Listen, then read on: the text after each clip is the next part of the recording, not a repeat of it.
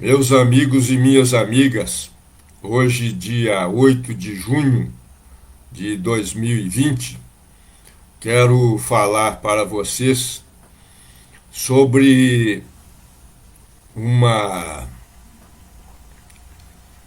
situação do nosso país e do mundo que eu acho que eu tenho o dever de abordar. Trata-se da campanha pela vida. Nós vemos no noticiário de todos os dias o conflito entre as teses defendidas pelo presidente da República, pelos governadores de estado, dos estados e do Distrito Federal, pelos prefeitos municipais, pelas autoridades da área médica, a Organização Mundial da Saúde, e a gente chega à conclusão, eu que estou na terceira idade, com minha esposa também, na terceira idade, nós optamos pelo isolamento. Eu faço o meu trabalho, não deixo nenhum processo passar de um dia para o outro, mas eu faço o meu trabalho através do sistema chamado home office, quer dizer, o trabalho não presencial. Isso me é permitido e eu vejo que países, pela informação que a gente tem, países como a França, a Itália, já conseguiram uma grande vantagem no combate ao coronavírus, ou pelo menos na diminuição muito grande do número de contaminados. A gente vê no nosso país, meus amigos e minhas amigas, o conflito de opiniões, de ordens, e acaba que acontece o seguinte: cada cidadão acaba tendo que cuidar de si próprio. As autoridades do poder executivo, federal, estadual, distrital e municipal, as autoridades não têm condições de saber o que está acontecendo com a vida de cada cidadão. Então, o ideal é que cada um cuide de si próprio. Eu vi há poucos dias a fala de uma monja budista conhecida como Palmo, que mora na Índia, fundou um convento na sua religião budista na Índia. Ela diz o seguinte: cada pessoa que se expõe desnecessariamente acaba possibilitando a contaminação de outras pessoas. E ela qualificou essas pessoas de egocêntricas, egoístas, porque elas colocam em risco a própria vida e a vida de outras pessoas também. A gente vê notícias de pessoas que se expõem desnecessariamente. E desculpem-me a crítica àqueles que têm simpatia pelo presidente Bolsonaro, em quem eu votei, mas se fosse hoje eu votaria em branco. O presidente Bolsonaro expõe a própria vida e também das pessoas nessas manifestações públicas que eu acho extremamente perigosas.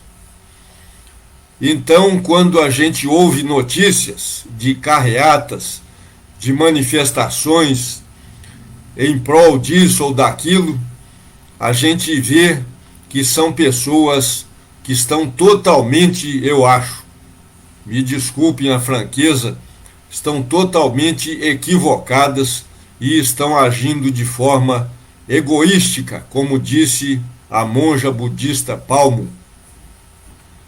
Então, meus amigos e minhas amigas, eu acho que acima de tudo, acima de qualquer outra situação, de qualquer outra referência, nós temos que pensar em manter a vida dos brasileiros.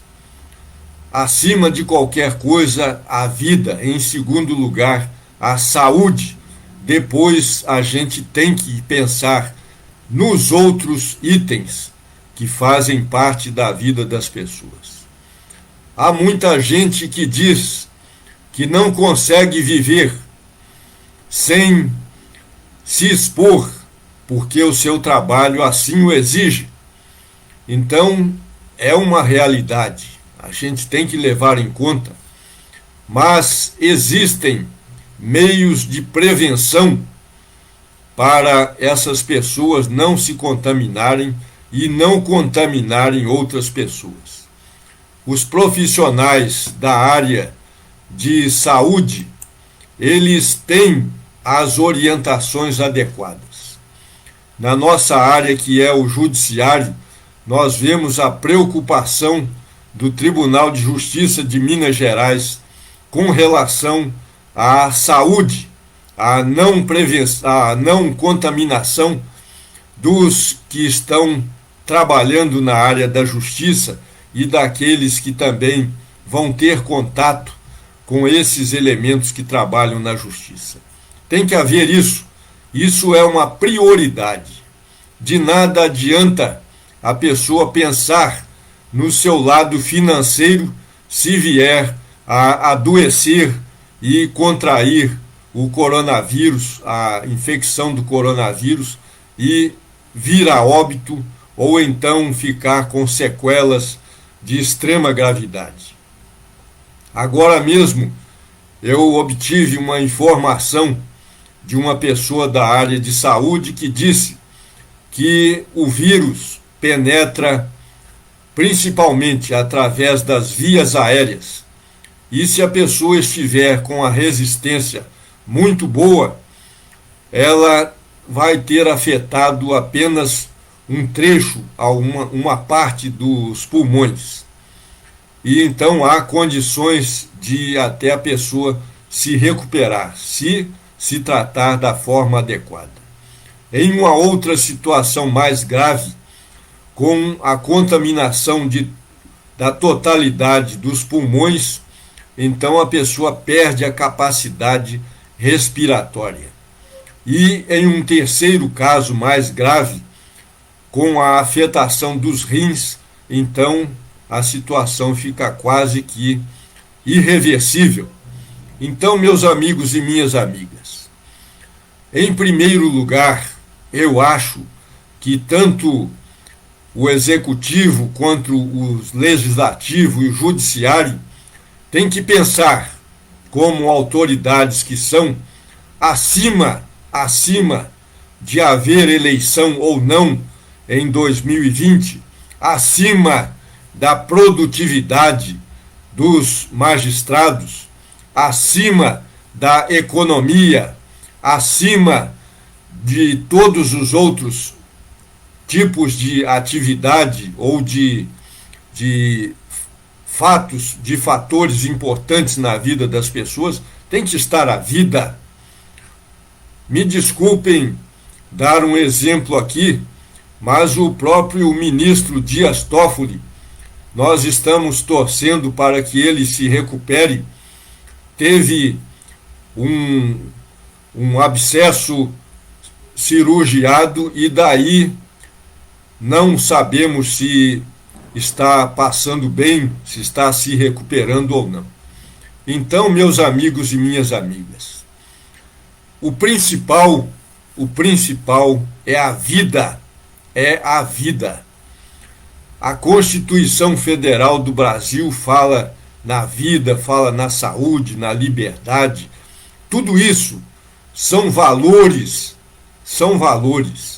mas de que adianta a pessoa estar em um quadro dramático, com uma situação financeira excelente?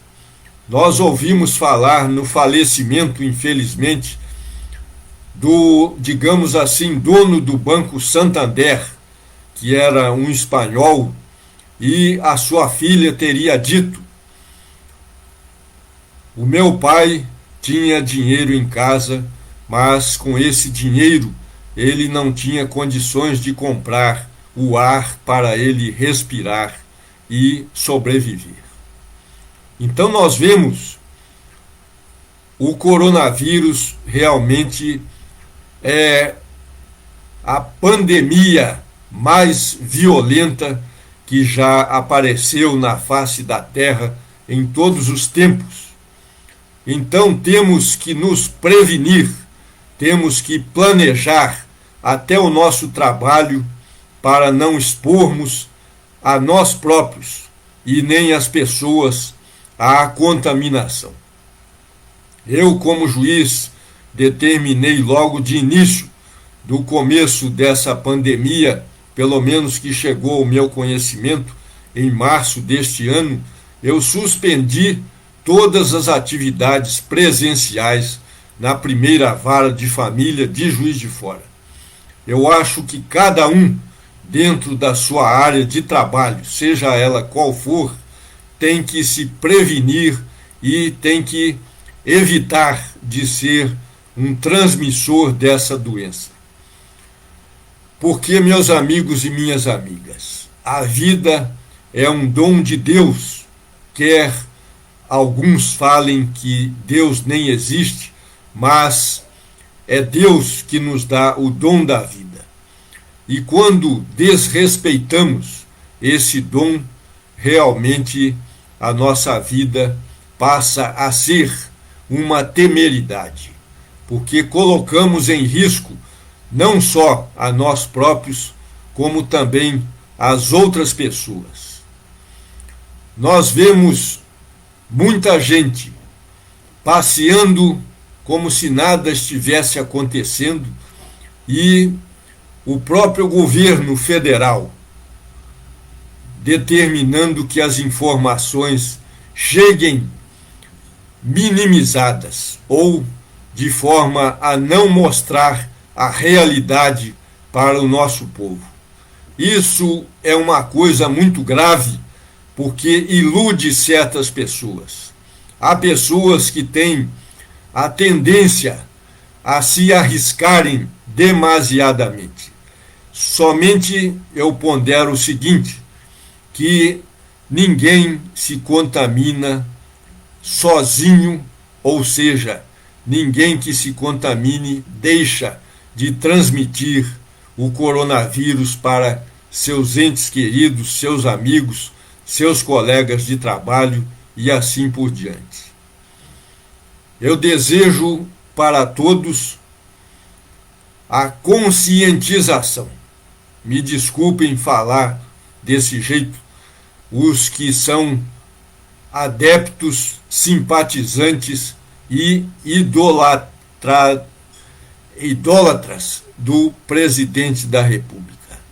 Mas o nosso presidente da República está sendo o maior incentivador, direta ou indiretamente, da propagação do coronavírus no nosso país. Essa é uma triste realidade. E se há a propagação cada vez maior, o presidente da República deveria ser o primeiro a dar o exemplo do isolamento, ou então da prevenção dos cuidados necessários para que não haja esse aumento cada vez maior do coronavírus, que já matou cerca de 40 mil pessoas no nosso país. É uma verdadeira população de uma cidade. E o número de contaminados passou de 600 mil. Nossa cidade de Juiz de Fora tem 600 mil habitantes. Seria como se Juiz de Fora toda estivesse com todos os seus habitantes contaminados. Isso é uma coisa muito séria e eu tomei a liberdade de falar isso porque a Constituição Federal dá a todos os cidadãos o direito da livre expressão da sua forma de pensar. E assim eu falo, visando o benefício das pessoas que procuram se informar sobre o que está acontecendo. Fica aqui, então, a minha palavra de colaboração, para que cada um se cuide, uma vez que os governantes, as autoridades não têm meios de garantir a vida de cada cidadão brasileiro.